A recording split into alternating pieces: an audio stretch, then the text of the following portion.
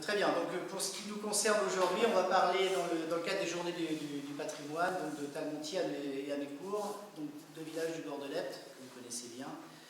Un petit mot aussi, je remercie la mairie de Talmontier, M. Le Borne, de nous prêter donc cette salle si bien équipée.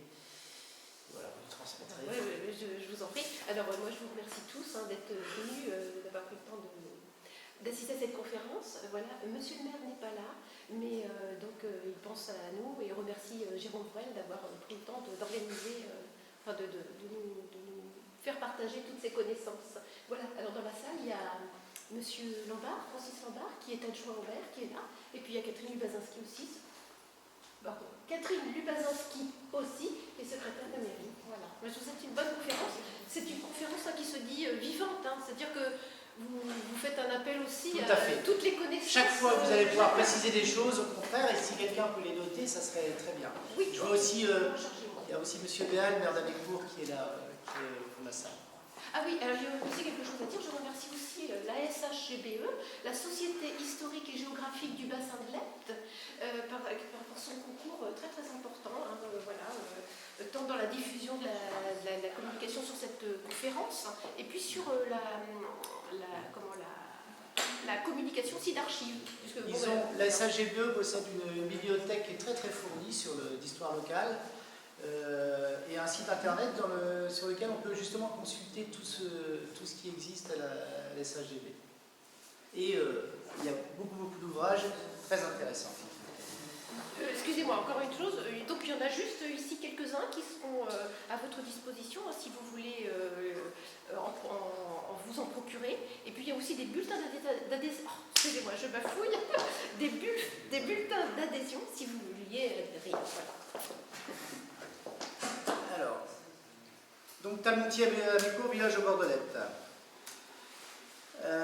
Donc Talmontier et Amécourt sont à la frontière, quasiment pile à la frontière administrative oui, entre la Normandie et la Picardie, mais géographique aussi entre le Pays de Bray et le Vexin.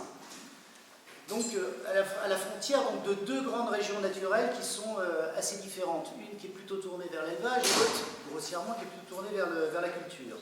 C'est aussi une frontière historique puisqu'on est à la frontière entre l'Angleterre et la France depuis le Moyen-Âge. C'est ce qui explique les nombreux châteaux et les places fortifiées qu'on trouve sur le long de l'Epte. Mais ce n'est pas le sujet du jour. Voilà, donc sur cette carte, Talmontier et Amécourt sont situés au milieu de la carte ici. Donc on voit bien qu'on est entre le Pays de Bray et le Vexin. Vexin qu'on a appelé Vexin français et Vexin normand, justement en rapport à cette situation historique du Moyen-Âge, où on était en Angleterre et en France. Et on parle aussi de Bray Picard, de Bray normand et de Bray Picard. Voilà, donc vous avez les grandes régions naturelles qui sont là. Le pays de Tel est un pays donc de forêt et de culture. C'est la carte géologique. On ne voit pas bien, mais ce qu'il faut voir, c'est que géologiquement, on n'a pas du tout les mêmes terrains. À partir de Saint-Pierre-et-Champs, Neuf-Marché, on a un basculement total, ce ne sont plus du tout les mêmes terrains au point de vue géologique. On est plus dans le Pays de Bray sur des argiles et plus sur des limons et du caillou sur la zone sud. Et du calcaire. Oui, alors ça, j'ai repris il y a une petite plaquette qui a été faite sur la vallée de l'Epte, et on a vraiment l'impression qu'elle a été faite peut-être entre Talmontier et Amécourt. On voit bien le village de Talmontier, et dans le bois, le long du bois, le village d'Amécourt. Alors ça, c'est la carte de Cassini. Cassini, c'est un géographe du fin 19e. Malheureusement, je vous en repasserai un peu d'autres morceaux parce qu'on ne voit pas grand-chose. On voit quand même les grands massifs forestiers, le massif de la forêt de Tel, le massif de la forêt de Lyons, et pour ce qui nous intéresse aussi, tout le massif de la forêt de Bray. On appelle ça la forêt de Bray. Et sur la carte de Cassini, on voit déjà qu'elle est déjà clairsemée. C'est déjà presque une friche, une lande. Elle a déjà été fortement défrichée par les moines de l'abbaye de Saint-Germain, mais aussi par les habitants, avec des droits d'usage qu'ils avaient sur cette forêt. Alors il y en a une autre aussi qui nous concerne encore plus, c'est la forêt bleue. Alors la forêt bleue, elle se situe sur Amécourt, et donc elle était jointe à la forêt de Lyons, et cette forêt bleue aujourd'hui n'existe plus. Et sur la carte de Cassigny, c'est pareil, on en voit un petit peu les reliquats. Donc la zone de Lande, de Friche qui est ici, c'est des reliquats de la forêt bleue. Cette forêt bleue donc concernait 7 communes, je vais essayer de les lister tous les 7. Donc Amécourt, bien sûr, Thierceville, qui à l'époque était une commune, Bazincourt, Sancourt, Saint-Denis-Ferrand, Menneville, il en manque une. Udicourt.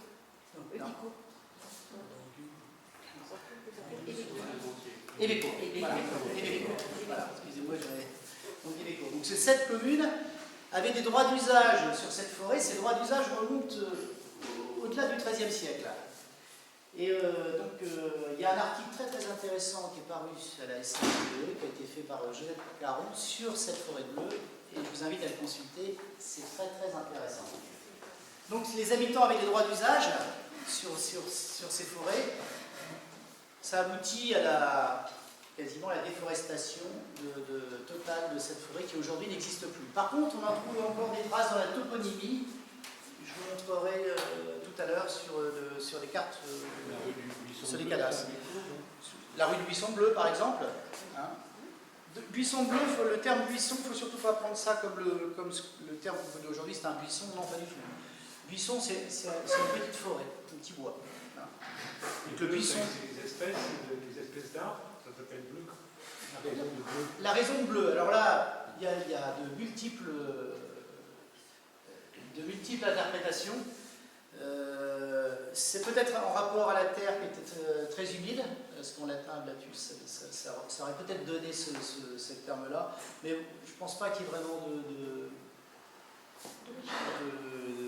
certification quant au nom bleu. C'est pas lié aux maraudeurs ou... Oui, c'est pareil, c'est aussi une interprétation possible. Mais je ne sais pas si c'est... surtout qu'on a des lieux-dits, on verra tout à l'heure, les quarts, des choses comme ça, qui sont aussi peut-être liées à ce phénomène de maraude, etc. Alors, les origines des noms des deux communes, très rapidement, parce que ça a été écrit et réécrit.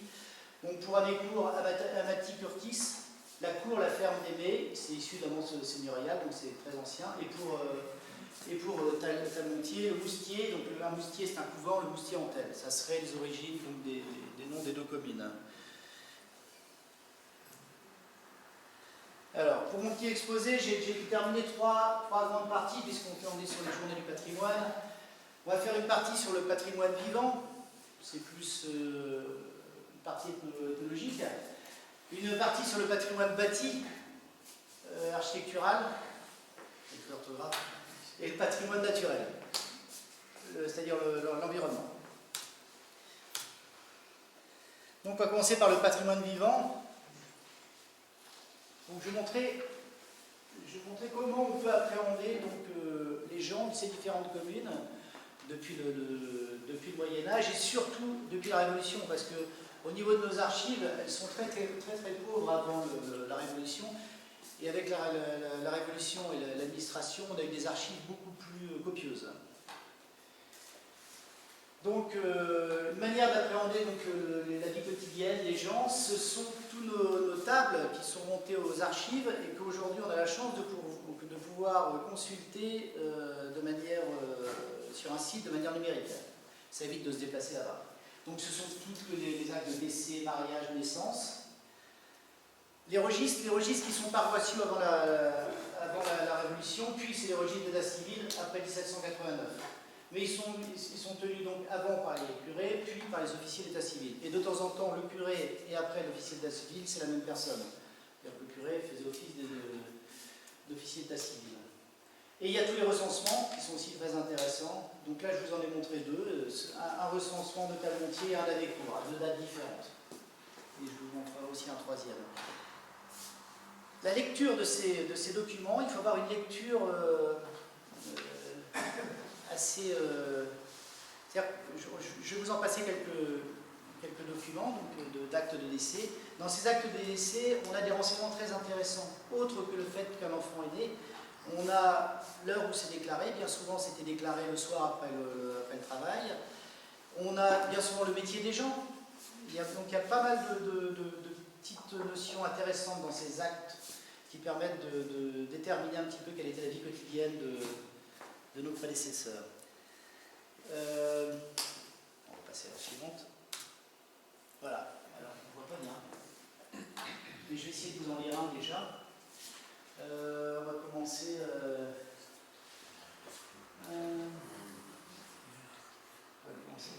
Voilà, donc de Louis-François Nicolas, je vais m'appeler parce que sinon je ne vois pas bien. Journalier âgé de 26 ans, 6 mois, dans la dite commune de Saint-Pierre-et-Champ, parce qu'il est Saint-Pierre-et-Champ, et de Nicolas Delègue, âgé de 38 ans, domicilié dans la commune de Talmontier. Moi, Pierre Vaudran. Alors Vaudran, c'est un nom qu'on retrouve beaucoup. C'était un officier donc, du ministère de Talmontier. Et je pense qu'ils ont dû aussi, il était photographe. Beaucoup de cartes postales de Talmontier sont signées Vaudran. Il y avait aussi les Vaudrans qui étaient meuniers, qui ont tenu le moulin de Guerre-Salle. On les retrouve un peu partout autour de Talmontier, à Talmontier, à Mécourt et dans la vallée. Ceci n'est pas très. Voilà.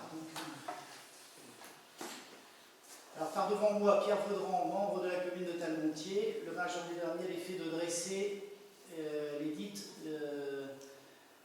les actes de naissance et de mariage et d'essai. Donc, c'est un papier qui montre que c'était l'officier de la commune. Donc, d'une part, Jean-Baptiste Varin. Varin, c'est aussi un nom de meunier. Varin, c'était le meunier qui tenait le moulin de Talmontier, le moulin qui était en amont du pont de Talmontier. Donc, Jean-Baptiste Varin meunier. Alors, c'est plein de petites choses comme ça, collectées en lisant, c'est très fastidieux, en lisant tous les actes de naissance et de décès qui permettent d'appréhender un petit peu la vie quotidienne dans la commune.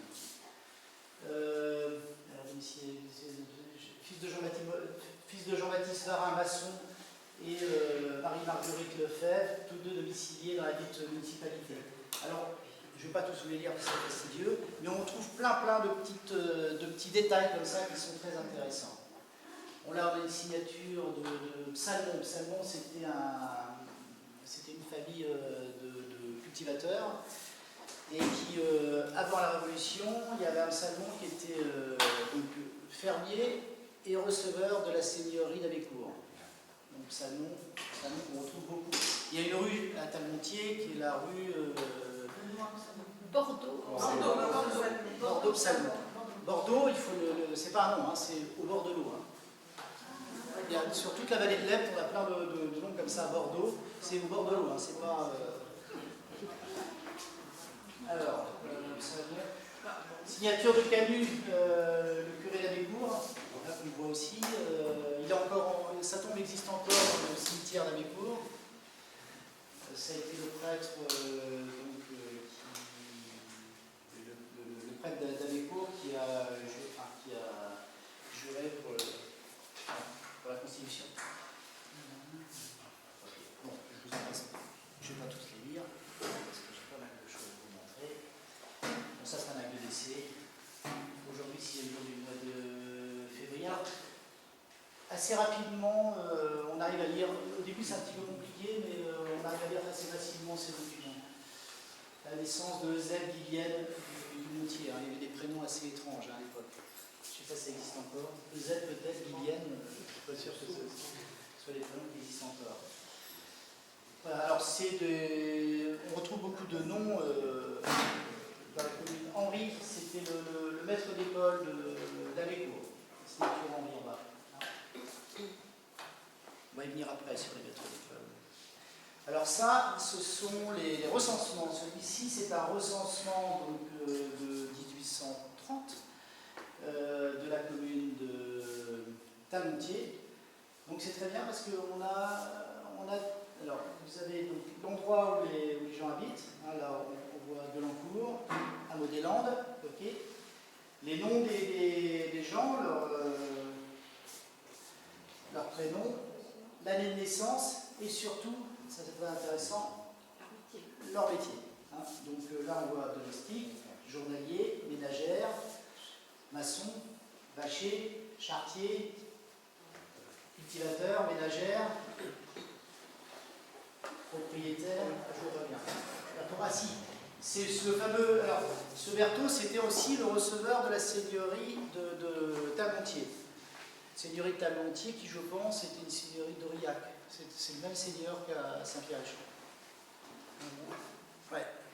Je trouve beaucoup, d'ailleurs, on va le voir, par la suite. Berthaud, il était aussi receveur au domaine de Guelancourt. Oui, c'est ça, il était à Guelancourt. Il était à Guelancourt. Il était à Guelancourt, tout à fait. C'est la ferme de Guelancourt, c'était Berthaud. Receveur et donc fermier de la ferme de Guelancourt.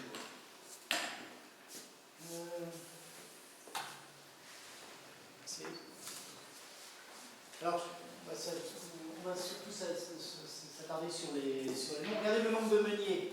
1, 2, 3, 4, 5, 6. Toute la famille Dupuis. En fait, les meuniers,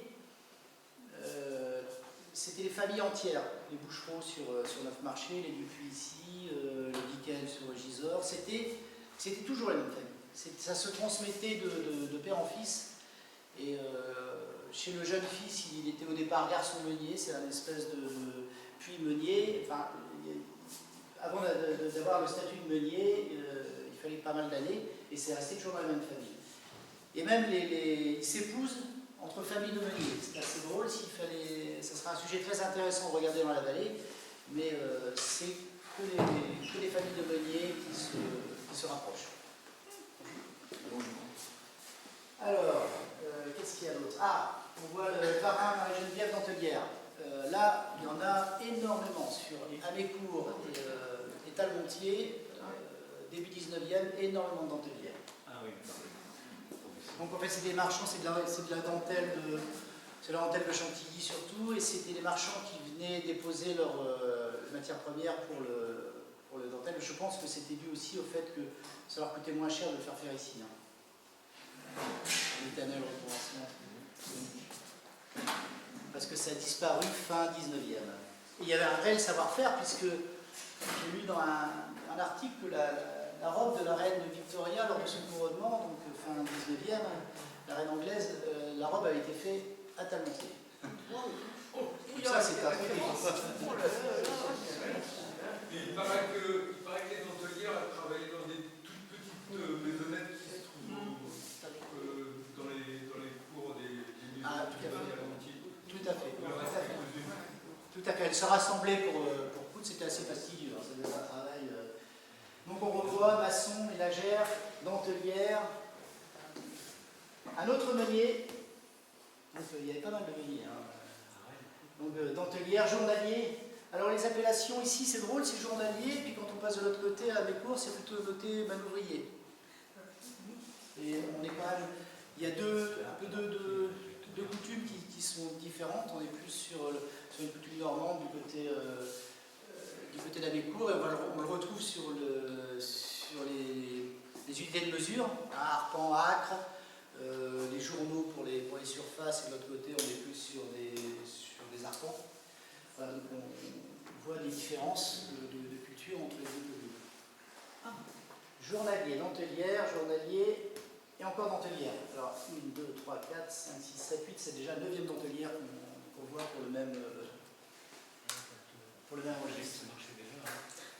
Alors celui-ci c'est la même chose, mais c'est de l'autre côté, c'est à Amécourt. Et donc on retrouve en gros les mêmes métiers. Après vous allez avoir du mal à voir. Donc chef de ménage, chef, j'essaie de relire un peu. Donc cultivateur. Non. Il y avait moins de dentelières alors à Amécourt? Si, il y en a autant. Il y en a autant? Il y en a autant, oui. Ce que je vois, c'est peut-être la. Vous savez comment on fait pour l'agrandir? Non. Si on rapproche.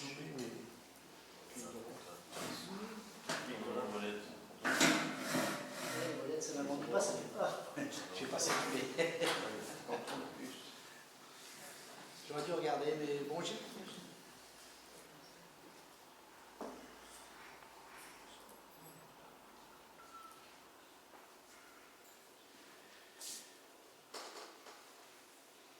sinon, je vais me lire Allez, on passe.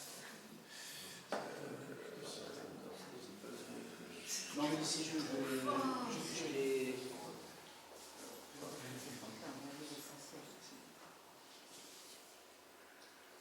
On va le reprendre, c'est pas gênant, je vais les. Là, c'est là. Ah oui, c'est quasiment invisible. Alors. Donc. Alors, cultivateur, bon, ceci n'est pas très intéressant. Donc, après, il y a des jardiniers, il y a des tonneliers, cultivateurs, donc on a tous ces métiers qui sont... ouais, là c'est vraiment petit, on a du mal à dire.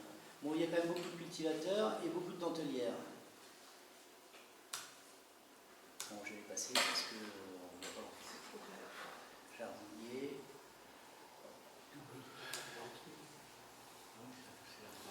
Bon, ça c'est un tableau récapitulatif avec les lieux-dits les différentes les cours, les renardières et le bon en bas, les sièges d'Herquesal.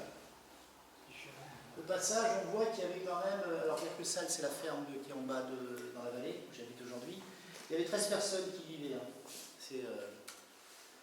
Aujourd'hui on est tous deux. Alors ça c'est pareil, c'est un recensement qui est des plus anciens, qui est d'Amécourt et qui est d'après la Révolution. Hein. C'est pareil, je pense qu'on voit un petit peu mieux. Alors, à chaque fois on a le lieu de naissance et on a aussi donc les métiers. Donc on voit dentelière, enfin ici il faut le lire, c'est vrai. Une religieuse, encore une dentelière, un journalier, couvreur en chaume, parce qu'à l'époque donc les toits étaient faits en chaume. Jusqu'au milieu 19e, la majorité des toits de nos communes, c'est des toits de chaume. La tuile et le zinc est venu après. Donc j'en parlerai tout à l'heure parce qu'on va voir les fours à briques, les fours à chaux, toutes ces choses-là qui se sont développées au 19e. Alors, dentelière, oui, sans profession, dentelière, tonnelier, encore un tonnelier, dentelière, charretier, dentelière, ménagère, dentelière, journalier, desservant, notre curé d'Amécourt, il est desservant, Canu. Voilà, donc cuisinière, cultivateur. Alors on voit de temps en temps des métiers assez étonnants. À Amécourt, par exemple, il y avait un perruquier. Hein? Ouais. Perruquier? Il y avait un perruquier. Donc, Envoyer des coiffeurs. alors, un garde-chasse. J'essaie de lire les métiers qui sont les plus... J'avoue qu'on ne voit pas bien, on voit quand même pas bien. Journalier, donc sans profession, charretier, domestique, manœuvre, dentelière, lâcher. Donc en fait, on voit que plus de 50% des habitants de la commune travaillent dans le milieu agricole, hein, que ce soit des vachiers, des charretiers, des cultivateurs, des bergers, parce qu'il y avait aussi des bergers, Talmontier et son berger, Amécourt et son berger. C'est un berger qui était employé par la commune et gardait le troupeau des gens de la commune. Donc, je vous montrerai sur les cartes postales, même sur les cartes postales donc, de 1900, on voit que les coteaux, surtout sur Amécourt, ils sont beaucoup moins boisés, beaucoup moins enfrichés.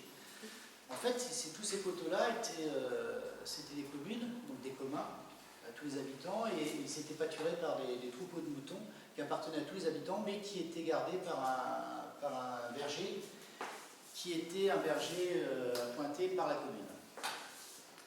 Donc à Amécourt, je pense que c'est Quédou, mais on va tâcher de le trouver. Donc, cultivateur.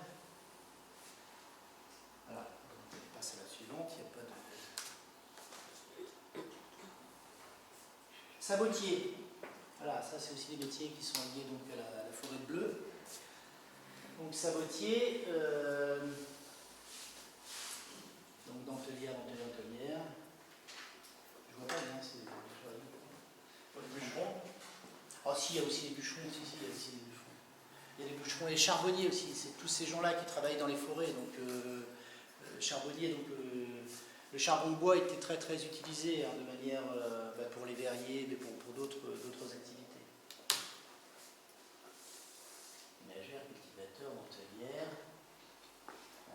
Berger, voilà. Voilà mon Berger, j'ai trouvé. Il est là. Queneau, Pierre, Denis, Berger. Et il habite la commune, c'est bien dit, depuis qu'il est né.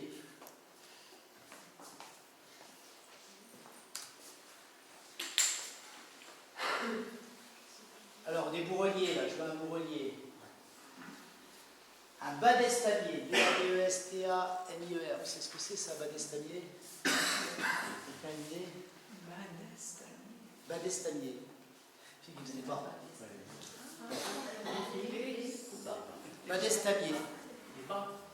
B-A-D-E-S-T-A-M-I-E-R. C'est des bas d'étamine. Donc badestamier. Alors, il y a un gare champêtre aussi ici. On parle de l'Antelière.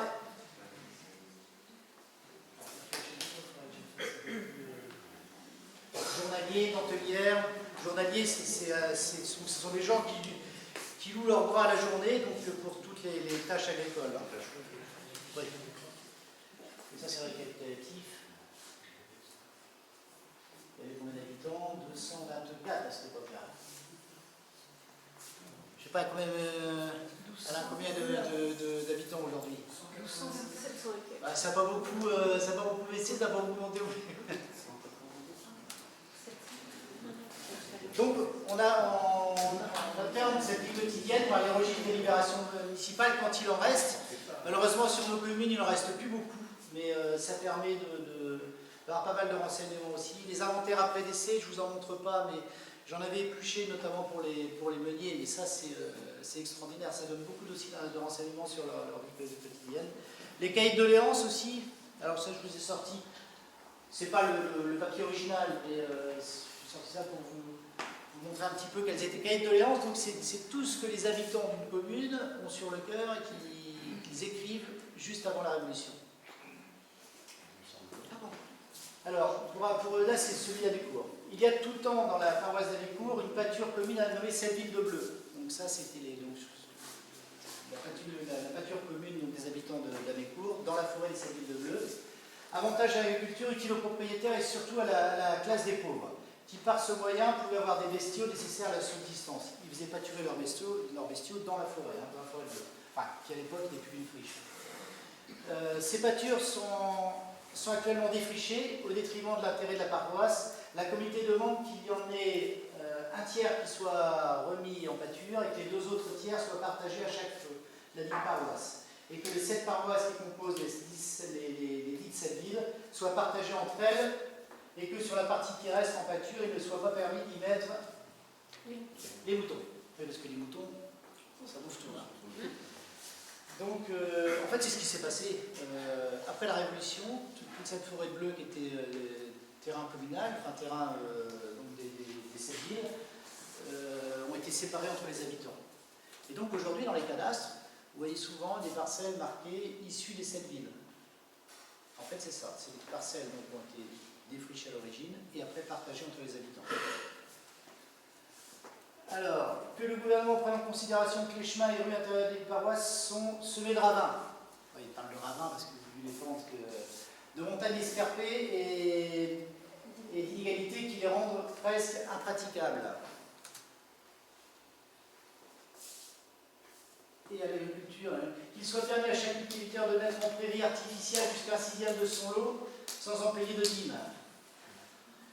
Voilà, donc on a tous les cahiers de tolérance des différents villages côté Eure et aussi côté Oise. Je n'ai pas été remonté ceux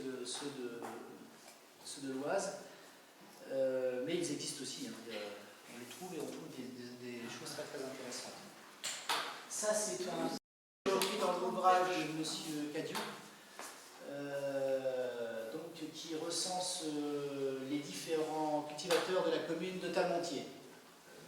En fait, toutes les communes, c'est pareil dans toutes les communes, il y avait toujours 4 gros laboureurs et les autres, avec beaucoup moins de surface, et là on voit bien ces 4 principaux cultivateurs, Berthaud, Potard, Le Coude de Verny, et après ça tombe tout de suite, et là on a des petites exploitations Dans l'Oise, on appelait ça des haricotiers. Vous verrez le terme haricotier. Donc, qui ont juste une ou deux vaches, qui font un petit peu de blé, un petit peu de bétail, et c'est tout. Et par contre, on a toujours, dans toutes les communes, 4 gros laboureurs. Et donc, à Mécourt, c'est la même chose. Ils ont pour nom à l'époque Psalmon, Camel, et il y en a des autres. Voilà. Et ça, c'est l'évaluation de leur territoire. Mais ceci dit, le dénommé Berthaud était receveur avant la Révolution pour la seigneurie de Talmontier, et donc il exploitait déjà ces terres. Alors, on va parler du patrimoine bâti. Je vais brosser un inventaire assez rapide. Si vous avez quelque chose à ajouter, surtout n'hésitez pas. Oui. Un arpent, ça fait quelle surface? Un arpent, ça fait 1 demi-hectare, mais quand je vous dis 1 demi-hectare, c'est une moyenne, parce que l'arpent du Léopold n'est pas l'arpent de... c'est assez compliqué. 51 arbres. Voilà, 51 arbres. Je suis à 1 demi-hectare. Voilà. Et les perches, ça fait combien? Alors les perches, normalement, c'est 100 perches. Mais c'est pareil, on a 100 perches, ça fait un arpent. 100 ou 10. C'était basé sur. Je crois que c'est 100 perches. C'était basé sur le temps mis à la bourrée ou le journée ou comme ça, c'est ça? Ça, c'est les journaux. Vous avez raison, ça c'est côté Oise. On parle de surface de journaux. Et en fait, pourquoi journaux? Effectivement, c'est parce que c'était la surface. Il fallait à labourer, enfin, il fallait une journée pour labourer cette surface. Donc on appelle ça un journaux. Et c'est compté en journaux. J'en fais où? Les églises, le patrimoine bâti. Comment? Le patrimoine bâti. Le patrimoine bâti. Donc on va brosser un inventaire très très rapide. L'église d'Almontier, qui est du XVIe siècle. Je vais très vite parce que j'ai d'autres choses à vous montrer après. Et puis je ne suis pas spécialiste des églises. Alors, l'église d'Amécourt, qui est du XIVe, je pense même qu'elle est plus ancienne que ça. Il y a des parties de l'église d'Amécourt qui datent du XIIe siècle. Je la connais un petit peu plus, donc je vais vous en dire quelques petits mots quand même. Au niveau il y a quelque chose qui est typique de notre région, c'est les damiers en silex. Et on les trouve sur l'église de Bougevilliers, on les trouve aussi, je pense qu'il y en a aussi à Talmontier, et on les trouve aussi beaucoup sur l'église d'Amécourt. C'est des damiers en silex. En fait, ils construisaient avec ce qu'ils avaient sous la main. Ici, on n'a pas de pierre, on a du silex, on construit avec du silex. Alors la pierre, si, on en voit, mais on la fait venir. Ce qui est particulier aussi pour l'église d'Amécourt, c'est la charpente en carène inversée. On a l'impression que c'est un bateau. Quand vous regardez Talmontier aussi. Talmontier aussi? Talmontier aussi. Eh ben, on le rajoutera. Voilà, tout ça, il faut le... Bougevilliers aussi. Voilà. Bougevilliers aussi? Bon, ben voilà. Donc ça doit être quelque chose de typique de nos communes. Et forcément. La porte des morts, c'est une anecdote, parce qu'à Mécourt, on a encore une porte qui a été comblée, qui est à l'ouest de l'église. C'est la porte par laquelle on faisait rentrer les cercueils. Ils rentraient côté ouest, on faisait la messe, et ils ressortaient côté est au cimetière. Donc la porte des morts existe encore Talmontier aussi. à Talmontier aussi. Ah voilà, donc deux Saint-Pierre aussi, on dit pas. Elle existe aussi à Saint-Pierre. Alors, donc j'ai rajouté tout à l'heure quelques cartes postales, donc des titres de l'église de Talmontier. C'est un calvaire, alors ça vous m'en direz plus, mais c'est quelque chose de... 14e. C'est quelque chose de très... Enfin, qui revient souvent comme faisant partie, un élément important du patrimoine religieux de Talmontier. 14e. 14e. Alors l'église, je pense qu'elle est un petit peu plus... Une partie de l'église est un peu plus ancienne. Tout à fait. Mais c'est souvent ça, c'est jamais une période, c'est toujours par morceaux. Pareil à Mécourt. Hein, des destructions comme ce soit. Oui, et puis des améliorations aussi. Hein. À Mécourt, pour faire les sacristies, ils ont un peu massacré à l'époque. J'en crève qu'un. Ouais. Donc voilà, ça c'est, alors je sais pas, un calvaire, est-ce que c'est un... Non. C'est un calvaire. C'est un calvaire. Oui, c'est un calvaire. À Mécourt, il y a aussi une petite chapelle qui est charmante, mais qui n'est pas très ancienne, hein, et qui est sur le haut du village. Ah, la Vierge, la statue de la Vierge d'Abécourt.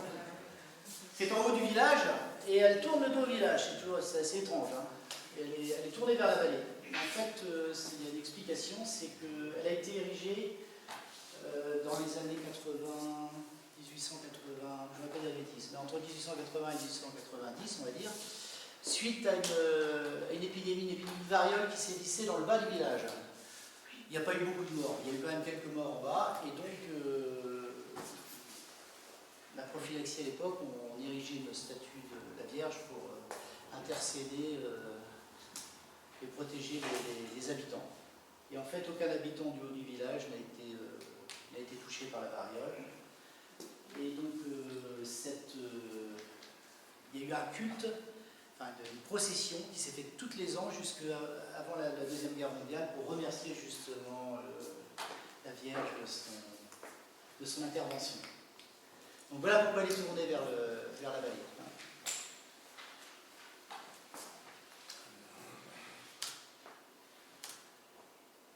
Mairie-école, on va aller assez vite. Par contre, là, j'ai vu qu'aux archives d'Amécourt, là, c'est un travail qui peut être intéressant, il y a des archives assez copieuses sur l'école d'Amécourt, qui sont du 19e siècle. Et celle de Talmontier, bon, donc elle était, je pense, avec la mairie, le long de la route. Hein, c'est ça. Hein. Voilà, donc vous pouvez juste et ça, c'est l'Amécourt. Alors, je ne vous ai pas montré, tout à l'heure dans les recensements, on trouve aussi si je vous en ai parlé, des maîtres d'école, qui étaient appointés donc, par la commune, hein, avant la Révolution.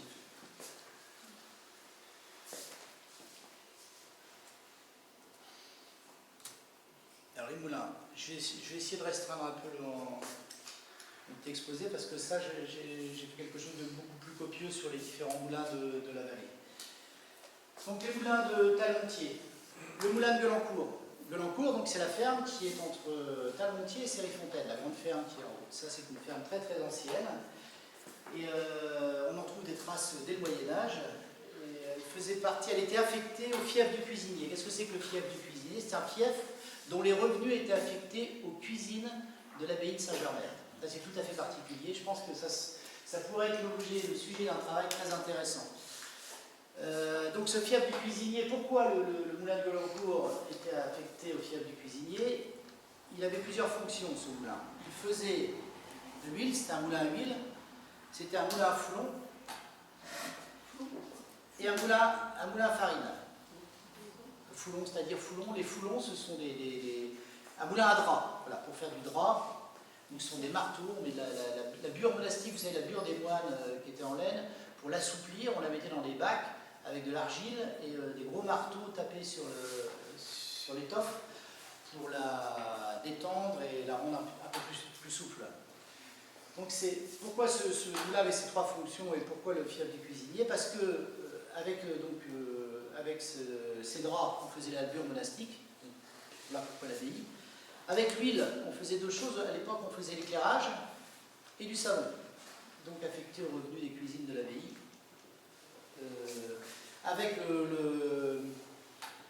Évidemment, ça fournissait aussi le blé et la farine pour l'abbaye de Saint-Germain. Et donc voilà pourquoi c'était l'appellation fief du cuisinier qu'on retrouve au moins depuis le Moyen-Âge jusqu'à la Révolution. Le fief du cuisinier, ça ne faisait pas partie d'Amécourt aussi? Vous n'étiez pas à Amécourt? Si, mais parce que... Donc Gueulancourt faisait partie d'Amécourt? Donc le moulin faisait partie d'Amécourt. Faisait partie du fief du cuisinier à Amécourt. Ce qui ne veut pas dire qu'il faisait partie d'Amécourt, parce que ces limites administratives, on les a depuis la Révolution. Hein. Donc il est très compliqué de dire qu'à cette époque-là, c'était sur Amécourt ou sur... Ça appartenait au fief. Ça appartenait au fief du cuisinier, ça c'est sûr. Avec en même temps que d'autres terrains sur Amécourt. Oui, c'est ça. Et dont les revenus de ce fief étaient affectés aux cuisines de la ville. Alors, quand vous parlez de moulin à l'huile, c'était de l'huile de quoi? De colza? Ah, non, je crois que c'est l'huile d'œillette surtout, à l'époque. D'œillet. Non, en fait, je pense que c'est pas vous qu'on a fait œillettes. C'est pas les œillettes. Ouais, mais... Ouais, c'est pas vous. C'est pas vous. conifères, l'opium, mais il y avait une variété pas. Oui, variété, parce que du pavot dans le secteur, mais pas... Non, mais il y avait peut-être aussi d'autres pommes qui s'appellent l'œillette, mais pas forcément l'œillette. Ah, c'est peut-être pas forcément l'œillet, oui, mais, ce qu'on trouve sur les papiers anciens, c'est œillette, huile d'œillette. Il y avait la caméline aussi, qui est une sorte de famille du colza et du chou aussi, qui servait beaucoup à faire de l'huile avant. Qu'on a perdu, mais Ils utilisaient avant, oui. c'est que les appellations vernaculaires ne sont pas très précises et en plus ça variait de région à l'autre. Tout à fait, mais c'est pareil pour les, je vois, dans le fief de l'abbaye, enfin dans le fief du cuisinier, il parle aussi de putois, dont les pots étaient utilisés justement pour les abbés. Et en fait, ces putois, c'est pas vraiment c'est pas des putois. Hein. Il parlait de putois, mais ce sont des loutres. Hein. Donc il y a souvent confusion, où les termes ne sont pas vraiment clairs. Il y avait beaucoup de loutres dans la vallée jusqu'il y a 200 ans. Hein.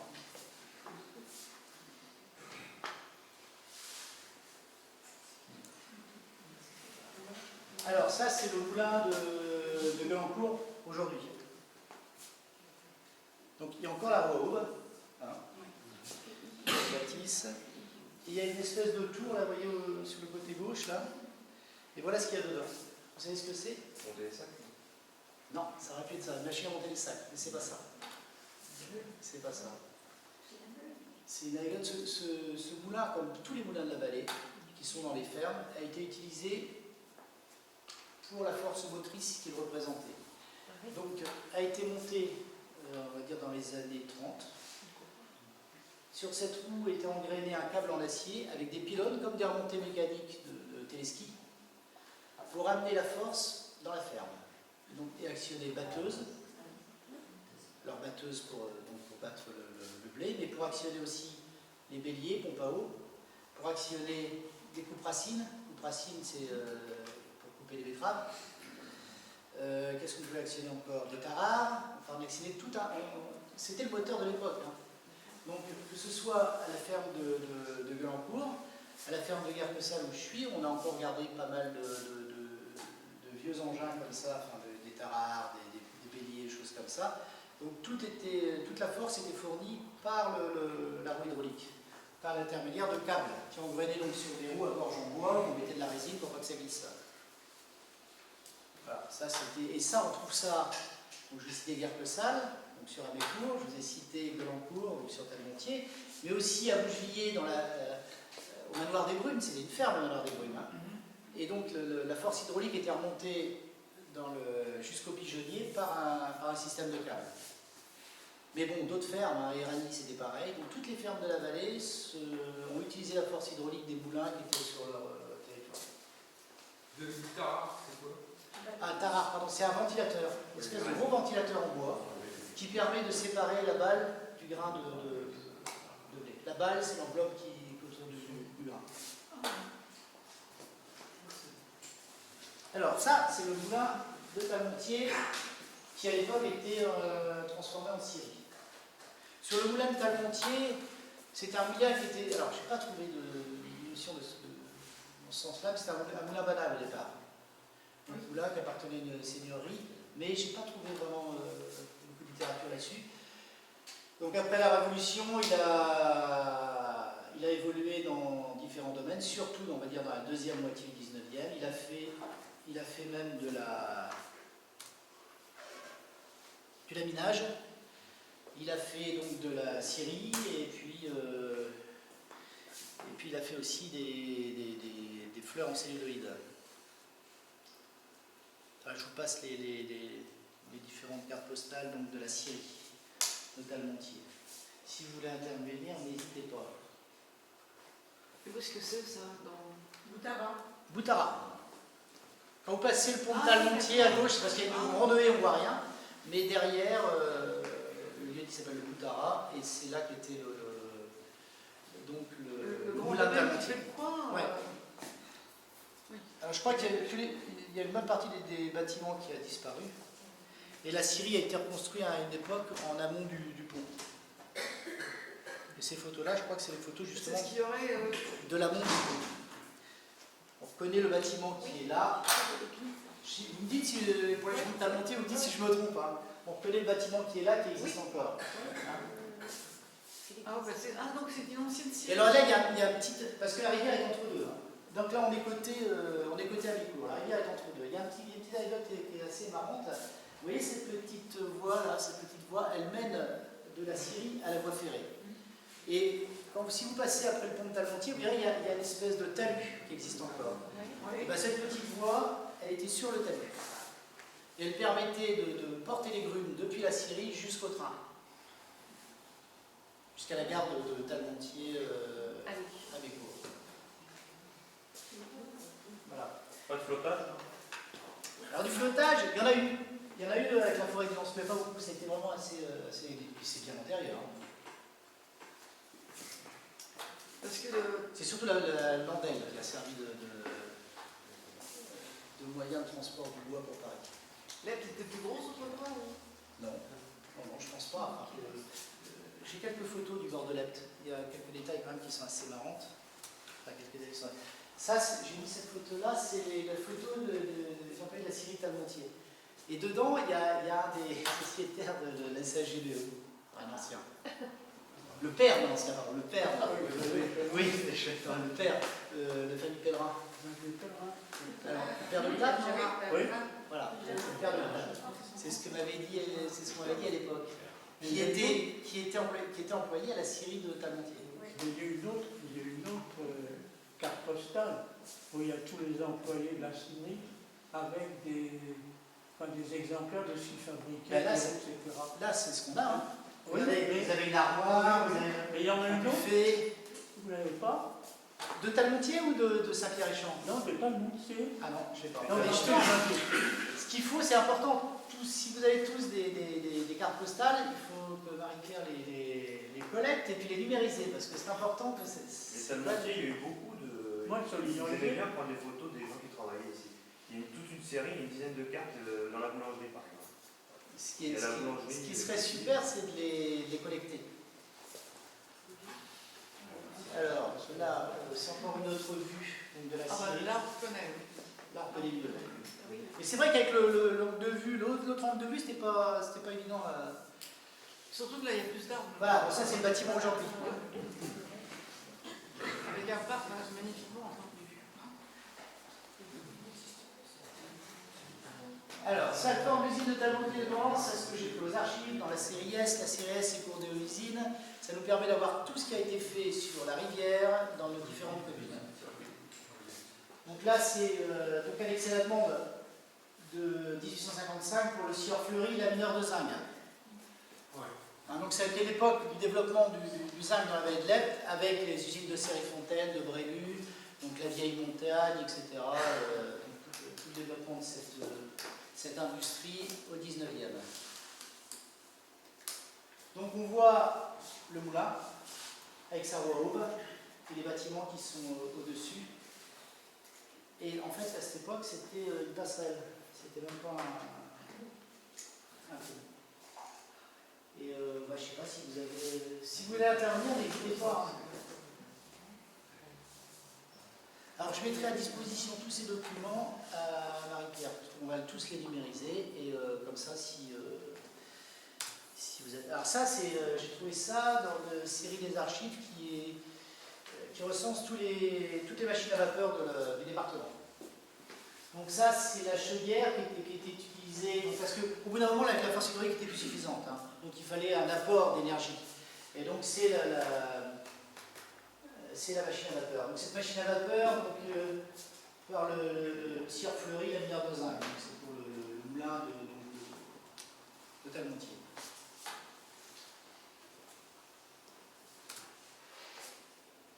Oui, ça c'est un moulin, je voulais montrer la pêcherie, mais ça n'a pas tellement d'intérêt. Ça c'est le moulin de Guerquessal, donc sur Abécourt. C'est le moulin où je suis, la meule, donc on a les systèmes, la meule et encore pas mal de choses. On appelle ça un beffroi, c'est comme tous les gros mécanismes et roués sont enfermés dans une cage qu'on appelle un beffroi, parce que ça ressemble vraiment à un beffroi d'église. Donc ça c'est un moulin qui a été construit juste après la Révolution.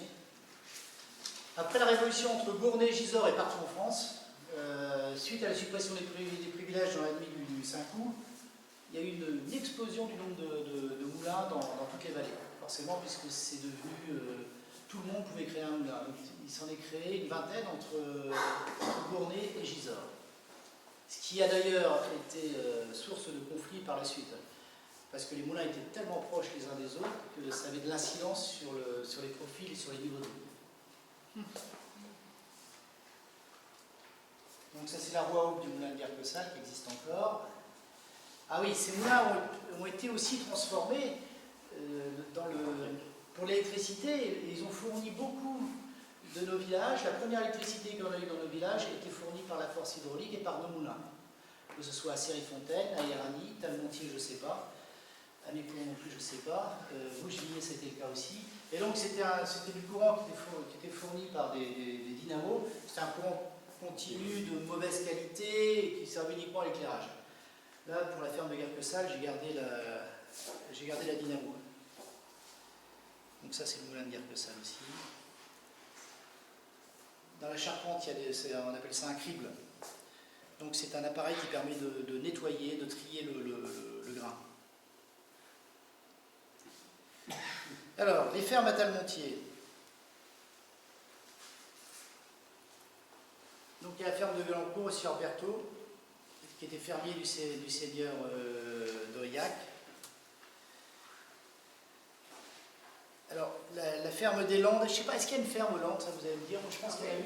Oui. Il y en a plusieurs. Oui. Plusieurs? Oui. Oui, mais je parle tout à l'heure, je vous ai dit que dans chaque commune, il y avait 3 ou 4 laboureurs. Donc c'est toujours 3 ou 4 grandes fermes. Donc dans les 3 ou 4 grandes fermes, il y a toujours une ou deux qui sont les fermes seigneuriales. À Mécourt, c'est la ferme du Paty. Ici, c'est la ferme de Velancourt. Ouais.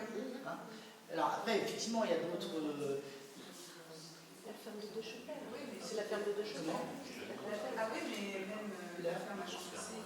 C'est ça. Alors, ces fermes-là, bien souvent, pour les distinguer Ah bon? il faut un pigeonnier dans la ferme, c'est un signe de ferme seigneuriale, de ferme qui appartient au seigneur, puisqu'ils étaient les seuls à avoir le droit de monter les pigeonniers.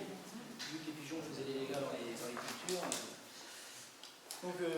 Donc ces fermes seigneuriales, il y a aussi, ça serait peut-être aussi un bon sujet, c'est de les inventorier dans nos différents villages. On peut les reconnaître, bien souvent on les voit, c'est des grandes portes cochères avec un passage piéton ou 2 passages piétons de chaque côté de la porte cochère.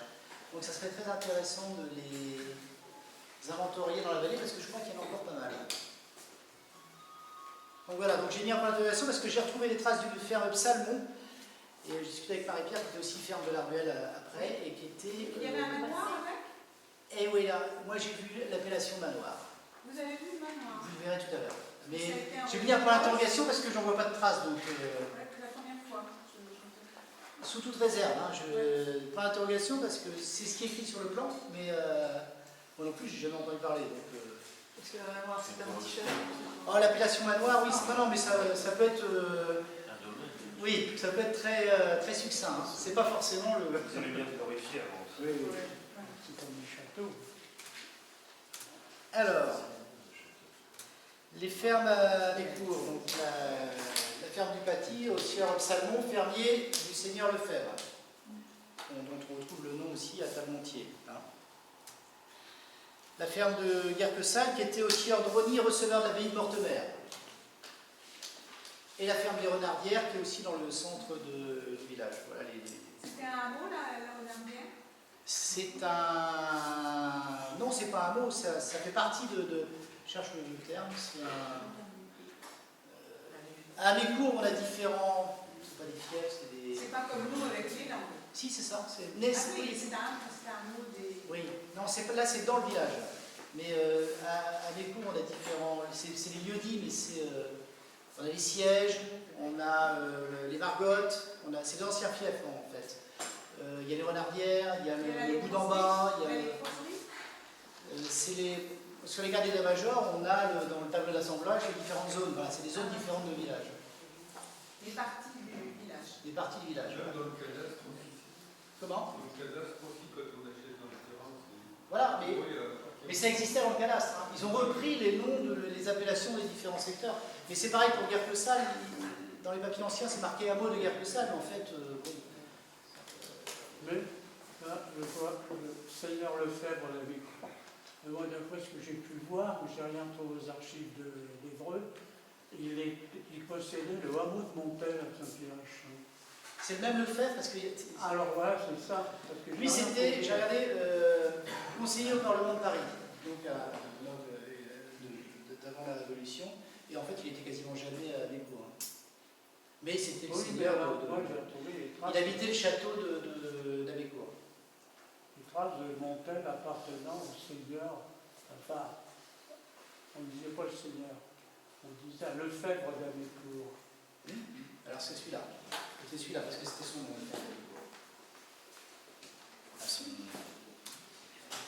Alors quelques cartes postales. La ferme des Renardières. Alors je te disais, que c'était. Donc c'est celle-ci, hein. Oui. Il confie. Ça c'est la ferme de Guerquessal, mais c'était anciennement. Ah, j'ai mis ça parce qu'il y a des fours à pain, donc il y avait souvent des fours à pain dans les. Moulin banal. Comment? C'était des moulins, des Four Banot, on va y venir, ouais, il y en avait à Talmontier, j'ai encore l'appellation. Ça c'est du Sonalière. Je passe parce que je me rends compte que Bon, château manoir. Donc il y en a à Mécourt qui est un château du XVIIIe siècle au centre du village. Manoir du Bas à Talmontier, c'est ce que je vous montrerai, ce que j'ai trouvé. Puis le manoir des Baumes qui est à Bougevilliers. Je ne connais pas d'autres châteaux et manoirs sur Talmontier à Mécourt. Si vous en connaissez d'autres, surtout. Excusez-moi, Oui. vous avez parlé de four à pain, c'était juste un four à pain, juste une maisonnette qui faisait four à pain simplement. Non, là c'est un four à pain dans une ferme. Et donc, est-ce qu'il y en avait des isolés? bien sûr, dans la maison, il y avait des fours à pain pour uniquement la maison. Sauf que si jamais il y a un four banal dans le village, il est impossible d'avoir des fours individuels. Puisque la banalité, c'est une obligation pour les habitants d'aller faire cuire ou moudre leur grain au moulin ou au four de la commune. Mais à Talmontier, on va voir il y avait aussi un pressoir. Et je vous montrerai après sur les plans que j'ai trouvés de Talmontier. Donc ça, c'est le château d'Amécourt. Alors, lavoir, chaque village a son lavoir. Il y en a un dans le bas du village à Bécourt qui a fait l'objet d'une restauration et qui aujourd'hui a été inauguré il n'y a pas longtemps. Hein,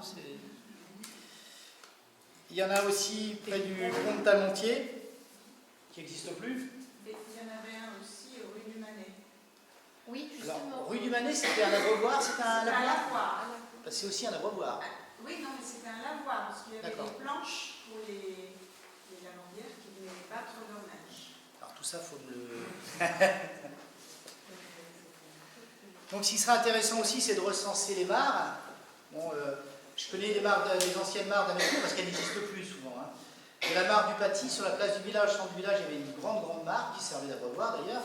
Et la mare sauvage, c'est encore un lieu-dit d'Amécourt où il y avait très probablement une mare sur ce lieu-dit.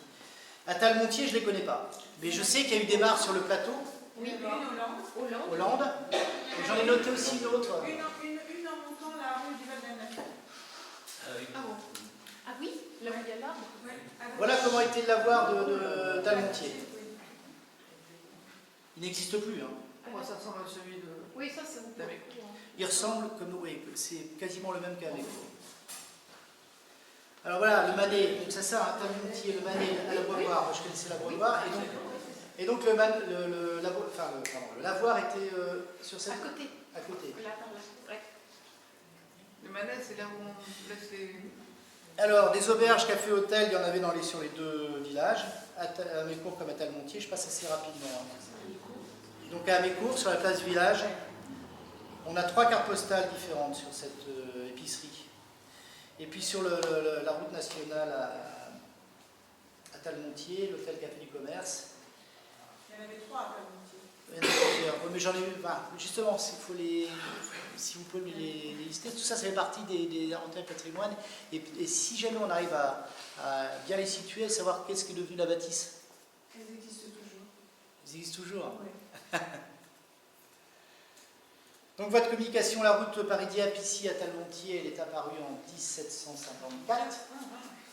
Et donc ça a été ça a eu beaucoup de d'influence, de conséquences sur l'évolution du village. Et je vais en parler après. Bon, je peux déjà en dire deux mots, ça me donnera l'introduction pour le reste. En fait, ça a permis au village, et même au niveau régional, la route et surtout la voie ferrée, de se spécialiser. Donc ça précipite la spécialisation herbagère du Pays de Bray. C'est-à-dire qu'avant, la moindre parcelle de terre était cultivée pour faire du blé, de la farine, pour éviter les disettes. À partir du moment où on a développé les voies de communication, on a pu aller chercher ces produits-là à l'extérieur et on a pu se spécialiser sur ce qu'on savait mieux faire et ce pourquoi la région était faite, c'est-à-dire, je parle du Pays de Bray, c'est-à-dire pour l'élevage.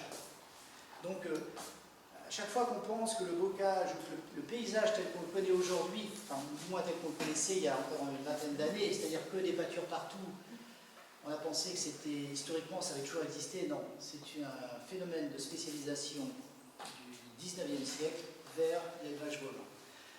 Je vais vous montrer, on verra sur les anciennes cartes d'état-major, sur les plans d'intendance, beaucoup de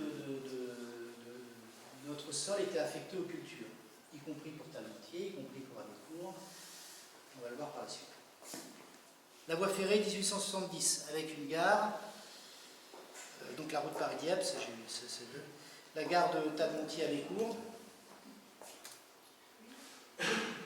avec une photo plus récente, c'est une Micheline. Là, c'est tout. J'ai mis ça parce que ça permet d'avoir toutes les. Entre Paris et Dieppe, enfin, du moins entre Paris et Amécourt, voilà, vous avez le nombre d'arrêts qui n'était pas précédent.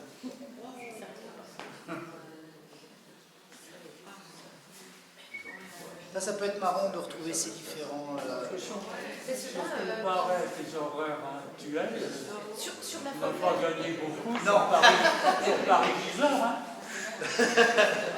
Sur la voie verte, par exemple, à partir de Cerqueux jusqu'à Dieppe, on voit tous ces PN, là, enfin toutes ces petites gares, Oui. qui ont été transformées en maisons Tout à fait, personnelles, ensuite en voilà. maison d'étape.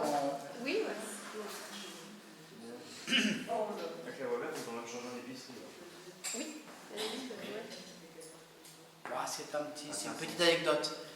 Toujours pareil. On a eu la ballastière qui a permis donc d'équiper toute la voie ferrée entre Gournay et Gisors. Elle est à Amécourt, tout près de Serry-Fontaine. En limite de commune d'Amécourt, tout près de Serry-Fontaine. Et lors de l'utilisation de cette ballastière, ils ont trouvé énormément d'objets différents, des pointes moustériennes, des bifaces accoléens, des dents de mammouth, des cervidés, tout un tas de faune et de matériel. Et donc Vélier en a fait en 19e, on a fait un rapport et c'est assez intéressant. C'est vrai que ça peut être un sujet assez sympa. C'est les temps qu'on voit en arrivant à Serry-Fontaine, c'est ça? Comment? C'est les temps qu'on voit en... Alors, c'est pas les temps, c'est en face les temps. Cette ballastière, c'était une ballastière à ciel ouvert. Donc c'est une fosse. Elle est le long de la voie ferrée et c'est une fosse. Comme un peu une carrière Oui. Sauf qu'aujourd'hui elle est recouverte d'herbe, donc on ne devine pas que c'était une ancienne ballastière. C'est-à-dire que de là où on extrait le ballast ou quoi? Oui, le silex qu'on va mettre sur le ballast. Quand j'étais gamin, je faisais toute la voie ferrée. Et je cherchais donc des fossiles d'oursins sur la voie ferrée. Des petits oursins? Des fossiles. Des équipements de fossiles d'oursins. Et on en trouvait énormément sur le ballast parce que justement le ballast venait d'un endroit où il y avait pas mal de fossiles. Et donc de cette ballastière. Alors à chaque fois, j'ai cherché longtemps où elle pouvait être parce qu'il faut savoir que c'était la ballastière. Et en lisant ce papier, puis d'autres, elle est juste avant Serry-Fontaine, et c'est une espèce de grande fosse qui est enherbée. Ça, c'est un des rapports de tout ce qu'ils avaient trouvé dans la fosse. Au début, les employés, quand ils ont trouvé ces grandes dents, les os et tout ça, ils ont été un peu paniqués. Donc beaucoup ont été détruits. C'était 1870 qu'on trouvait ce genre de choses, c'était... Alors, j'ai fait ce qui serait intéressant, c'est de faire aussi l'inventaire des chemins vicinaux. On a un spécialiste ici, hein, monsieur Lampard, il y a les chemins qui connaissent bien. D'accord, mais là je veux dire, dans les archives, on a des listes de chemins qui existent ou qui n'existent plus. notamment sur Amécourt, on a le chemin des chasse-marées. Donc le chemin des chasse-marées pour livrer le poisson de Dieppe à Paris, hein, c'était livré dans la nuit, il passait au-dessus d'Amécourt, donc juste sur le plateau. C'était une expédition hein, de passer avec les charrettes dans ces chemins. Donc je ne sais pas si quelqu'un le connaît dans ce chemin des passe-marées. Il y en a un aussi, nous, un chemin des chasse-marées. Le chemin des chasse-marées. On a fait, il passait sur le haut du. Il passait là-haut. Dans le haut d'un montant. Oui. Alors, dans le haut. Alors, est-ce qu'il passait pas sur les alors celui dont je vous parle, il passe le long du village d'Amécourt pour rejoindre Bougevilliers, la forêt par le bout de la forêt de Lyons, Gournay, Forges, Dieppe. Il est connu depuis Dieppe jusqu'à Paris. Alors ça, c'est un peu comme les bois verts. Il y a certainement des branches, des ramifications. Sur un village à Bordeaux, il y a un chemin du chasse-marée. C'est un village qui est absolument heureux. Oui, ça c'est le même. C'est le même. Celui-là c'est le même. Quand il dit qu'il passait sur le bord de la forêt de Lyons, il passe à Frontier, effectivement. Donc, il y a notre marché, il y a un chemin des chasse-marées. C'est aussi le même. Il y a eu une excursion il y a plusieurs dizaines d'années qui nous a amenés jusqu'à Gisors.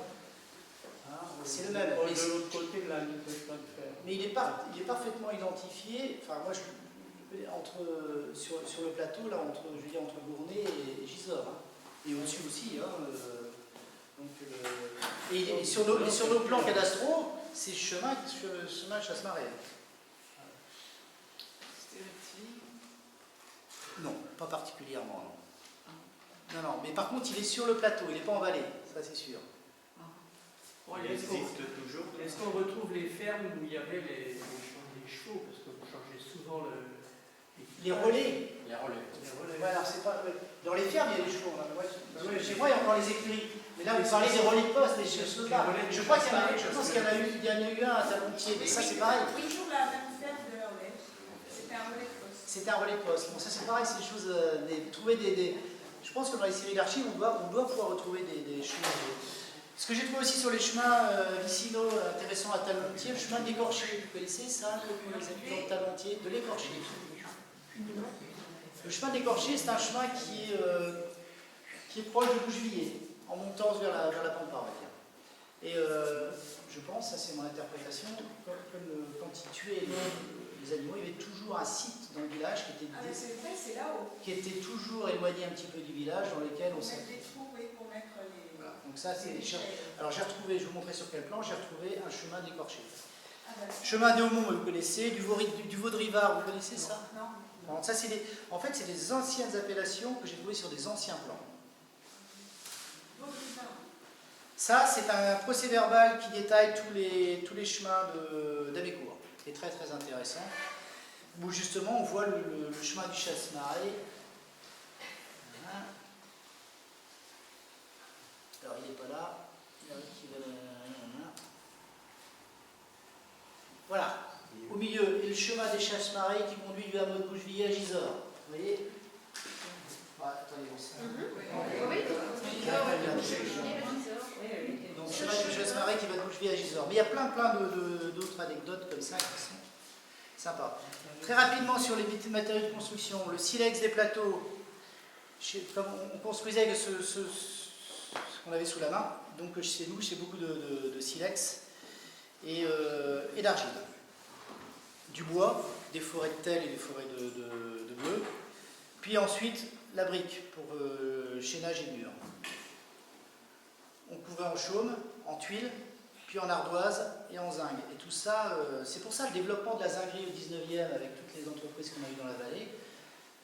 Le développement du zinc, c'est deuxième moitié du 19e. Donc le changement des toitures, la mutation des toitures du chaume vers l'ardoise et le zinc, c'est deuxième moitié du 19e. Avant, presque exclusivement, c'était du chaume. Donc c'est pour ça qu'on va voir à partir du milieu du 19e, les briqueteries, les fours à chaud, enfin les briqueteries, les usines de zinc, etc. Bon, alors ça c'est pour montrer un petit peu l'utilisation du torchis.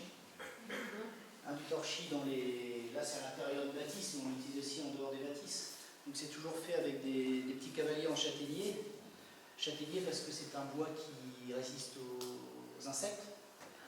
Et donc sur ces cavaliers on mettait donc le torchis, et bien souvent il était lié soit avec ce qu'on avait sous la main, soit de la paille de seigle, soit du crin de cheval ou autre, suivant les régions. Du poids de vache. Dans les régions d'élevage, où il y a beaucoup de chevaux, on utilisait le crin. Bon, c'est pareil. Alors ça, je montre ça pour montrer les solins. Ce que j'appelais le solin, c'est le mur en bas des constructions sur lequel on pose la sablière. Donc c'est un solin. Donc le solin, beaucoup de solins en silex chez nous.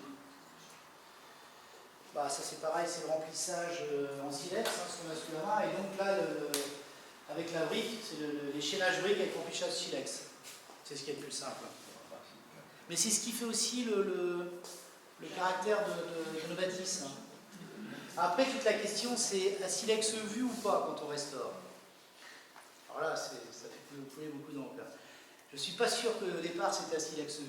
Aujourd'hui, on trouve ça beaucoup plus joli, mais je ne suis pas bien sûr qu'au départ, c'était... Voilà.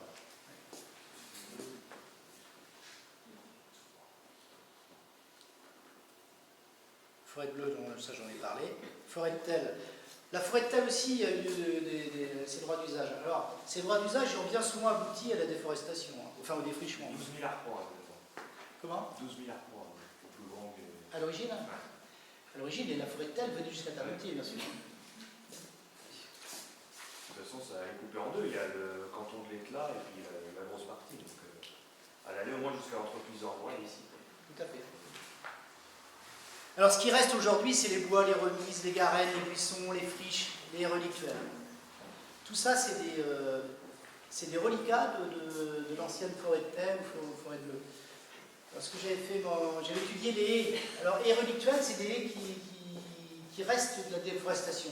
C'est très drôle parce qu'on trouve dans ces haies des espèces végétales qui sont des espèces forestières, qui ne sont pas du tout des espèces que l'on trouve habituellement hors des forêts. Notamment le hou. Alors vous allez trouver, quand vous voyez une haie où il y a du hou dedans, c'est une haie relictuelle. Donc c'est une haie qui est issue de la déforestation. On trouve aussi dans les haies de temps en temps de la vigne. Et c'est pareil, tous nos coteaux, surtout les coteaux côté Talmontier, étaient plantés de vignes. On trouve encore beaucoup d'appellations. Sur Talmontier, il y a Fontaine-la-Vigne, mais il y a des appellations sur Série-Fontaine, sur Juillet, etc. Donc ça, c'est encore... Alors, rivière Fontaine, marais communaux. À Mécourt, c'est le marais Morquin. Lieu-dit à Talmontier, le lieu-dit, c'est... J'ai trouvé le marais, je n'ai pas trouvé d'autres. Mais bon, il faut savoir que la vallée a été assainie, a été drainée, surtout au 19e. Avant, il y avait beaucoup de marais dans la vallée de l'Alta. Donc, c'est resté dans nos toponymes. Donc Fontaine-la-Vigne, comme je vous ai dit, beaucoup de fontaines sur le coteau de Talmontier. Il y en a, là j'en ai cité quelques-uns, mais il y en a bien plus que ça. Et ça serait à l'origine de l'appellation du nom Série-Fontaine aussi, parce que ça continue sur Série-Fontaine. Nombreuses fontaines. Alors pour Talmontier, Fontaine-la-Vigne, Fontaine-la-Galette, c'est des noms que vous connaissez, non? Fontaine-la-Vigne, Fontaine-la-Galette, Fontaine du Moulin du Beau, Puits de la Lampe, ça c'est un puits là-haut. Oui, c'est un puits qui est... Ouais. Mais là c'est parce que comme on n'a pas là-haut, ici il n'y a pas besoin de puits, on a la rivière, mais à la Lampe ils avaient besoin d'eau. Donc ça veut dire aussi que dans les zones où on a de l'eau, l'habitat se resserre. Dans les zones où il n'y a pas d'eau, l'habitat se concentre. On le voit bien sur les... En forêt, il y a un puits, il fait plus de 130 mètres. Bah oui, parce que pour aller chercher la nappe phréatique sur le plateau, ça doit être assez... Alors, les prairies clos ceinturées de haies, mais on va les regarder. J'ai noté tous les clos, tous les herbages qui étaient sur les vieilles cartes d'état-major, mais on les voir sur la carte, ce sera beaucoup plus sympa. Voilà une vue générale d'Amécourt. C'est là qu'on voit que les coteaux, je vous disais tout à l'heure que les coteaux étaient très peu boisés. Bah, cette photo-là, aujourd'hui, pour l'interpréter, c'est pas facile. Si vous mettez au même endroit, il n'y a que de la forêt ici. Donc les coteaux étaient très peu boisés, très peu enfrichés. Aujourd'hui, ça serait impossible de continuer à garder ça. Ça nécessite un entretien un entretien, faire paître avec des animaux, avec des moutons en l'occurrence. Et vous avez vu qu'il y avait plein de pommiers. Hein.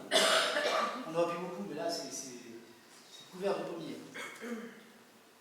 Donc, aux archives, on trouve aussi des séries de photos sur les bordelettes, des photos de Talmontier. J'en ai mis quelques-unes. Je vous ai dit ça parce que on n'a pas la chance d'avoir ça sur le plan d'intendance. Ils sont extrêmement détaillés. On voit la couleur, les zones qui étaient cultivées, les zones qui sont en pâture. Toutes les haies, on voit que c'était couvert quand même de haies, et ça c'est sur le Moulin d'Évêque, c'est sur Saint-Germain. Paroisse de Launay, c'était Coudray, la moine de Launay. Je vois paroisse de Launay, c'est Alors, Launay, c'est un hameau d'Ernemont-la-Villette. Donc il est sur la Seine-Maritime. Il est en face, il est en vis-à-vis de la paroisse Saint-Germain. Mais Launay, on en a partout. Parce que c'est un toponyme de l'Aulne, base d'Aulne. Alors c'est partout dans les zones humides. Saint-Germain. Alors, les coteaux, les friches, bien souvent, c'est ce que je vous disais tout à l'heure, c'est issu du défrichement. Et donc, c'est bien souvent des communaux, donc accessibles à tous les habitants de la commune. Donc, à Mécourt, les Laris, les Renardières, la Sablonnière, en coteaux, et pour Talmontier, j'ai noté Côte-Linard, Côte-au-Noblé, Côte de Bacqueville. Ça vous dit quelque chose? C'est pareil, c'est sur des... Alors, il y a quelque chose de très drôle sur Talmontier, il y a beaucoup de fosses. La fosse au Leu, la fosse la petite, fosse au prêtre. Fosse au Leu, j'ai lu que c'était, il y avait, comme la forêt de Telle était en bout, il y avait énormément de loups. Ouais. L'appellation Leu. Il y avait la rue du Leu à Talmontier, et c'est parce que c'était en bordure. Bien sûr, tout à fait. Mais pourquoi les fosses? Je ne sais pas. Et la fosse au prêtre, il y a peut-être un côté un peu... Alors, malheureusement, on ne va pas beaucoup, mais les plans dont je vous parle, ce sont ces plans-là. Avec les différentes... Le bois de l'aventure, je suppose qu'il existe toujours. Le four à chaud, il est là. Four à briques, le long de la Nationale, vous le connaissez? D'accord. Après, qu'est-ce qu'il y a? Le gros buisson, le cahier de bois, les pollards, tout ça, c'est des appellations qui existent encore aujourd'hui. Il y a des lieux qui existent encore aujourd'hui, enfin, je pense. La côte de Bacqueville, c'est là. La vallée au Gué, qui se prolonge sur Amécourt, il y a un gué qui s'appelle le gué Richard. Ah oui, historique. Voilà, qui est un gué historique. Bon, ben voilà, son prolongement, c'est la vallée au Gué. Alors, c'est juste en face de Guelancourt. Là, c'est la ferme de Guelancourt. Voilà, on voit très bien là-dessus que tout ce qui est en blanc, c'est cultivé. Donc vous voyez qu'il y a très peu de pâture, hein, finalement, à cette époque-là. La moindre parcelle était utilisée pour faire de la culture. Hein, c'est seulement ces parties-là qui sont en pâture, les parcelles le long de la rivière. Fontaine-la-Galette, elle est ici. On a trouvé des sarcophages à la Fontaine-la-Galette. Alors, ouais, Vous avez entendu ça? Oui, j'ai entendu ça. Moi, je croyais que c'était Fontaine-la-Vigne, je me trompe peut-être. Il semblait que ça se situe par là. Hein. Oui, ça se situe par là, mais je pensais que c'était au-dessus et que c'était Woodfeugrol par là. Mais ceci dit, les sarcophages, on l'a trouvé aussi sur Amécourt, dans la montée d'Amécourt, entre Amécourt et Série-Fontaine. Ils ont trouvé des sarcophages qui sont des sarcophages mérovingiens. C'est pas plus ancien. Et bien ça se retrouve dans les appellations, parce que côté Amécourt, on a deux appellations, une qui s'appelle la tête au prêtre et une autre qui s'appelle la terre au saint. Donc je pense que c'est tout à fait lié à la présence de ces sarcophages. Et ici, sur Talmontier, on a la fosse au prêtre aussi. Oui, bah oui. Donc certainement, ça doit être ce lieu.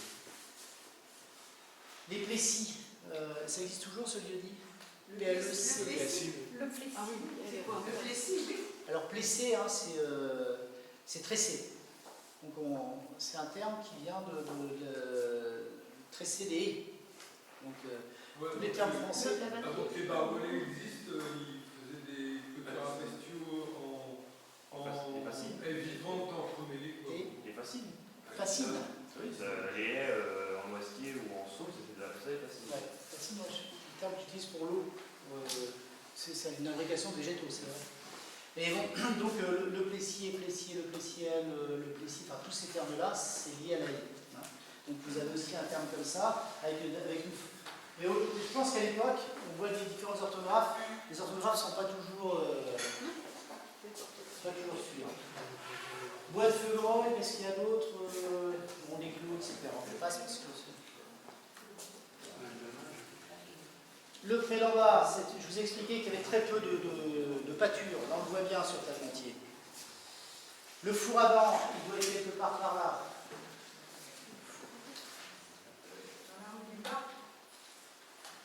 Le four à banne, c'est parce que c'était une banalité. C'était une banalité de four à banne. Banalité, vous voyez ce que c'est ce terme-là? C'est une banalité, c'est l'obligation. C'est-à-dire que le four appartient au seigneur et on a l'obligation d'aller faire cuire au four. Moulin à banne, four à banne. Il est situé où pour vous? Ben, attendez, il est situé dans le bas, mais là je ne connais Dans pas. la rue du bas. On va le voir sur la prochaine. Il existe en principe toujours. Ici, il y avait une maladrerie aussi. Il y avait une maladrerie à Mécourt, mais il y en avait une aussi à Tagontier, elle est ici. Elle est écrite maladrie, M-A-L-A-D-R-I. Elle est IE, pardon. Elle est ici. Donc, vous le situez par rapport à la route nationale, donc. Oui, parce que c'était Pas très loin de l'être. La grande rue Tagontier, ça doit être la rue de la petite rue. Ah oui, bien sûr. Oui. C'est la rue du bas. Donc, la Sénevière, ça c'est un toponyme qui est lié à la moutarde, synapis en latin. L'îlet, c'est parce que certainement il y avait un îlot et c'est bord de l'eau. Tout ça, c'est des vieux toponymes de Tagontier. Je ne sais pas s'il existe encore aujourd'hui sur les cartes d'état-major. Ça, c'est encore une autre partie donc, de long de la rivière d'Eppe. Ça s'appelle des clous, qu'est-ce qu'on peut noter? Alors, ce que je cherche, c'est la Cotonoblé, les Crépignons. Mais tout ça, c'est des toponymes que vous avez encore sur Tagontier. Hein.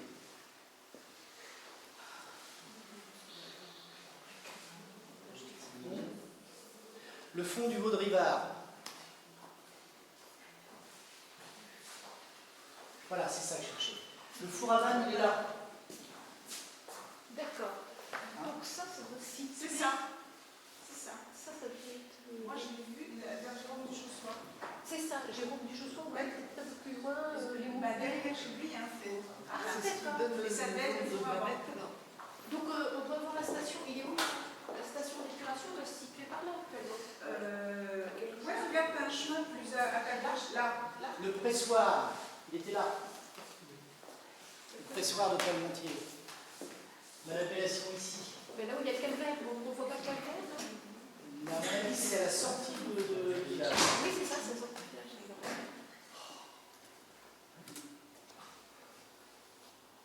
Alors, c'est ici que...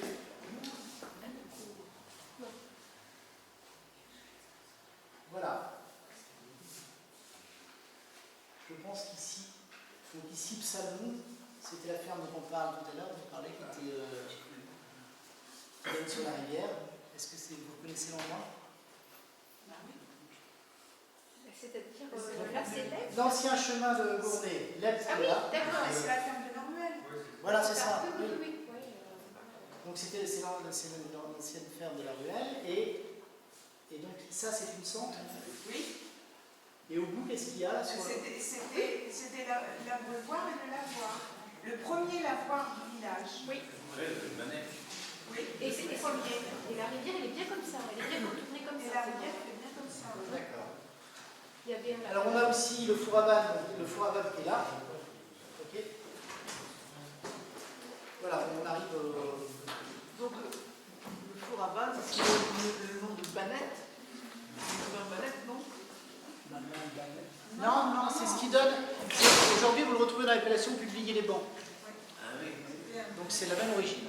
Publier les bancs, c'est-à-dire qu'on publie sur un territoire donné, parce qu'à l'époque, ils n'avaient pas le droit de se marier à l'écart du territoire de la seigneurie. C'est banlieue. Comment? Banlieue. Banlieue, c'est une lieu, c'est la banalité, le droit à une lieu de l'agglomération. Banlieue. Ouais, tout à fait, c'est aussi la même étymologie. Bon, ça c'est la même chose sur Amécourt. C'est des plans qu'on est allé photographier aux archives hier. Donc il y a des plans, il des plans cadastraux avec des couleurs qui permettent de voir ce qui était en culture et ce qui était en pâture.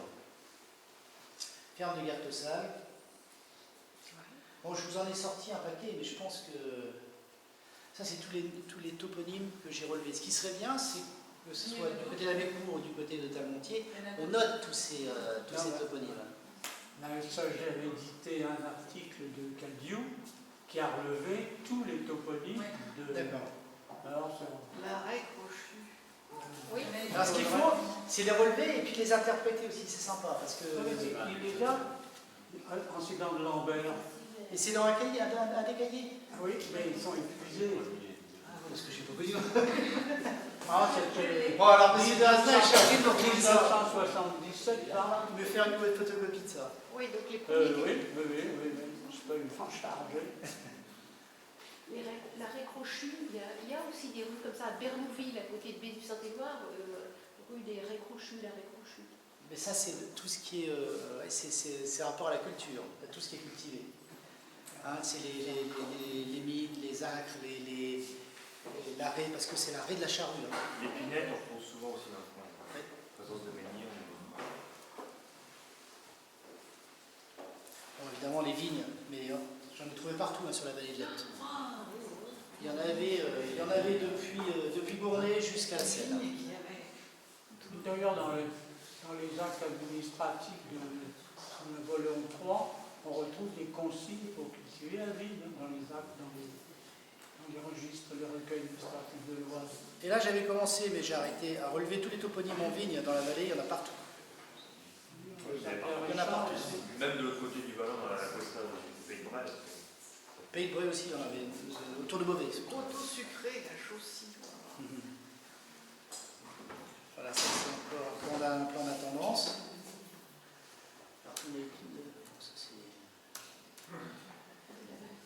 Voilà, dans les métiers, oui, il y avait aussi les pêcheurs. Donc j'ai trouvé dans les rôles de 20e, c'est des rôles d'imposition des communes. Il y avait des pêcheurs donc, sur Talmontier et sur Amécourt aussi. Donc des pêcheurs professionnels pour la rivière. Hein. Donc ils pêchaient truites, mais ils pêchaient aussi des saumons. Parce que la rivière était remontée par des saumons à l'époque. Ça revient. Oui. La lutine, un peu. Ouais, on va dire, on va mettre ça dans le futur, ça reviendra. Mais c'est vrai, on essaie de tout faire pour que ça revienne. Et donc, ce qui est assez drôle, chez les meuniers, on trouve toujours des barils à poissons. Parce que le meunier, avec derrière son manage, il avait une espèce de cage qu'on appelle une pêcherie, vous verrez souvent le terme, qui permettait de capturer les poissons et de les conserver dans un baril à poissons. On trouve ça dans les... Et il y a des anecdotes aussi dans les fermes de la vallée où les journaliers ne voulaient pas manger plus de 2 fois par semaine du poisson, enfin, du saumon. Ça prouve qu'il devait y avoir du poisson. Mais ça prouve aussi qu'on avait très peu de moyens pour le conserver, le sel était cher et qu'il devait manger un poisson de mauvaise qualité. Il y a le village de Monsigny là-dessus. Ouais, c'est un plan à tendance. Non, le village disparu de Monsigny, il est là-dessus. Où est-ce que vous voyez Là, je ne vois pas. Ah non, je ne l'ai pas. Oui. Un village disparu à côté de Neuf-Marché. Oui. Côté Oise. Oui, j'ai vu l'appellation, mais je ne connais pas. Les gens me l'ont montré en roulant en bagnole en disant que c'est par là, dans le champ. Puis, Bon, ceci dit, moi j'ai terminé j'étais un petit peu long, j'ai terminé mon exposé. Si vous avez des remarques, des choses comme ça, je suis ouvert à toute discussion, communication.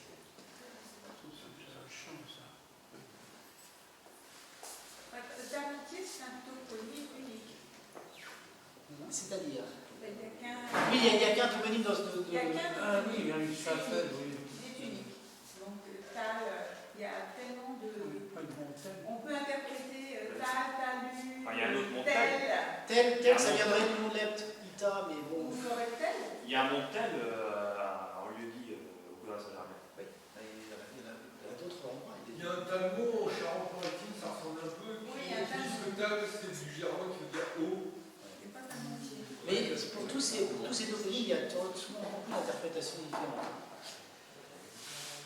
Mais il y a une chose qui est assez drôle. Ici, dans la région, je commençais à regarder, on a énormément de noms de village qui se termine par cours, c'est c'est Curtis, donc c'est comme j'ai dit, c'est ferme. Mais ce qui est marrant, c'est de les noter sur une grande région et de regarder où ils sont surtout situés. Et en fait, c'est surtout notre région où il y a des longs villages qui se terminent par cours. Je crois que ça doit être presque 20%. Donc c'est beaucoup. C'est les installations, Franck? C'est les installations Franck. Dans les Vosges, il y en a beaucoup aussi. Tout à fait, il y en a beaucoup en Lorraine. Beaucoup en Lorraine. Alors les deux régions les plus en France, c'est Lorraine. Savoir pourquoi, c'est compliqué. Hein. C'est compliqué. Alors qu'en Normandie, quand on passe en Normandie, le plus important, c'est ville. Oui, ville. C'est ville. Les cours, ça va vous vers l'est, vers Clermont, il y en a aussi par là. C'est les deux régions principales où on retrouve, c'est la Lorraine et cette région-là de Normandie. Vous avez travaillé sur les passages de l'Est? Sur les guides? Les voies anciennes, antiques? Non, ça c'est pas mon... Non, vous avez pas de ça. Non. Il y avait un petit pont vers l'entrée vers Gisors, qui allait vers là où il y a une maison de garde-barrière en bas d'Amécourt. Ouais, vu qu'il y avait une maison de garde-barrière, il devait y avoir un passage à niveau, il devait y avoir quand même de la circulation sur ce petit pont. À quel endroit? Vous voyez la grande prairie en prairie de fauche en rentrant à gauche en venant de Gisors, dans le bas. Il y a une grande prairie de fauche après les premières maisons et après... Vous parlez de Gisors, à Gisors? Non, je parle de l'entrée de Talmontier en venant de Gisors. Ah. Donc il y a une prairie de fauche. Après les premières maisons en briques, là, tout de suite... Après la ferme de Gueulancourt. Ah ouais. D'abord, il y a la ferme de Alors, il y a dans Talmontier. Il y a quelques maisons, et une grande prairie de fauche, et après vraiment les maisons à touche-touche. Et le feu, le premier feu. Donc il y a cette grande prairie, et là, de l'autre côté d'Amécourt, il y a une maison de garde-barrière, pas loin du petit lavoir. Oui. Et bien là, il y avait un chemin et un pont. Oui. Le chemin il est en cul-de-sac des côtés Amécourt, et il est arrivé dans cette Oui, mais je le fais bien, oui. Ben, Et vous pensez qu'il y avait un guet ou quelque chose à ce moment? c'était un pont qui est trouvé, qui a jamais été refait. Il ne faut pas les... Je sais pas, j'étais pas là, moi j'habite ici depuis 23 ans, mais je pense que l'agriculteur d'Amécourt m'avait parlé de ça, qu'il y avait un pont. Tous les plans que je vous ai montrés, ils sont consultables aux archives de l'Oise de manière numérique. Il suffit juste de s'inscrire sur le site des archives de l'Oise et on les a tous. Hein?